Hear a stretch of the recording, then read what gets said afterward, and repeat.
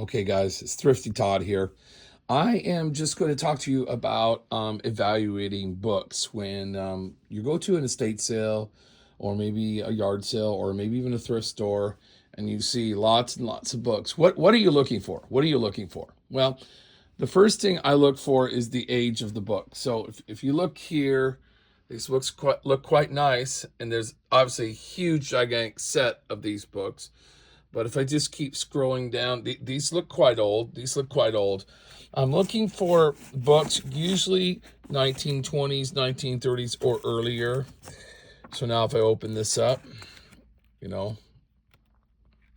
see what the year of this book is.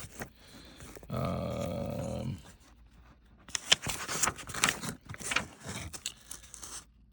you can see that, but it says 1917. So this set of books is 1970. This is quite old. This is probably worth a good amount of money. Once again, I will double check the value on eBay. I also look for complete sets. But this particular one looks like it might be a complete set. Sometimes I will buy a set of books, even if it's missing one or two, and then just maybe buy the one or two off eBay. So when I do sell on eBay, I have a complete set. Once again, these look very, very nice. I wonder what year these are at. Let's see if I can find what year these ones are right here. Okay. Well, this is not a first edition. It's not that old. It says 1964. So once again, I could double check the value of this. But if I go over here, now these ones here, this looks quite old. This looks quite old. So once again, if I open it up and look at the year, that's the life and works of Thomas Paine. The year is kind of blurry probably for you, but it's 1925. Once again, another set that could be really good. A lot of times I'm buying these books at 50 cents, 25 cents, $1. Maybe every once in a great while $2. A lot of times I'm just finding them in piles, and I just put them in boxes and find them in piles. These are some magazines, once again. And this is important to understand when looking at magazines. Magazines of themselves may or may not be very valuable. Maybe they only sell for $1 or $2 or $3 or $4 or $5 or something like that. However, if you can get them for cheap, right, you can sell them in bulk. So I could sell this whole entire magazine year right here, maybe for $20, maybe for $30, maybe for $40, maybe for $50, right? Once again, magazines, when buying them, you want to buy them in bulk. You want to buy a whole box of magazines, and you want to sell them in lots. So this is one thing that I didn't really know when I first started eBay. I thought, a magazine is not valuable. Well, an individual magazine may or may not be valuable, but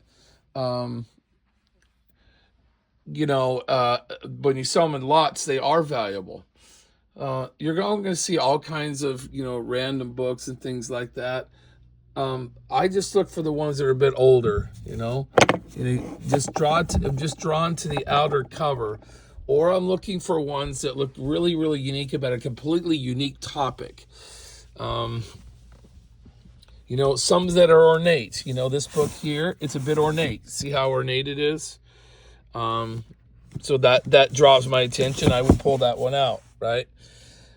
Once again, there's a lot of books you're not going to pull out and you're not going to look at. And this one looks pretty good, but it's newer, but it might be okay, but it might not, right? So this is what you do. Look for complete sets of books, So, well, this one caught my eye as I was walking by it right here. You see how ornate it is on the outside? I'm not saying it's going to be worth something, but it might be. Family classics. When you're looking at books, also look for complete sets. If I'm looking at this book, I'm looking at like these ones right here. It looks like there might be some type of a set here. You see that the author is the same. So once again, this looks pretty interesting. This could be something quite valuable. So once again, this is just kind of how I look through books. If I see a book of a famous person, I open the cover to see if the book is signed, because every once in a while you will find a book that is signed. Once again, look at this book. This looks quite old. This might be worth something. It's pretty cool. A lot of these books here look quite old. I would pull them out, look at the year, try to see what they are. Here's Leonard Nimoy. Okay, this is a book of Leonard Nimoy. So once again, I would pull this book out, and I would open the front cover and see if it's signed. Doesn't appear that it's signed there. Doesn't appear it's signed there. So this book probably is not signed, but at any rate, so it's not signed. But at any rate, oftentimes or many times you will find a book that is signed. If you can find books that are on a certain topic, look at this here. All these books on the same topic, if you can read it. This is in the Complete Illustrated Book of Card Magic. Something else about magic. Something else about magic. Magic. Well, here's a whole set of books that looks like a set. Encyclopedia of Silk Magic. Another set. So anyway, all these magic books. If you find books that have an interesting theme, a lot of times are could be very valuable, because it might be really hard to find books. And who would buy these? Magicians, I'm assuming, would buy these books. Anyway, that's all she wrote. This is Thrifty Todd talking to you about how to evaluate and buy books to sell on eBay. Check out my course. I have a course, an 8-week mentorship program, where I provide you training and lessons and 8 live episodes, 1 time per week, where I take you through how to get started and how to accelerate your profits on eBay. I have sold 8,300 items on eBay.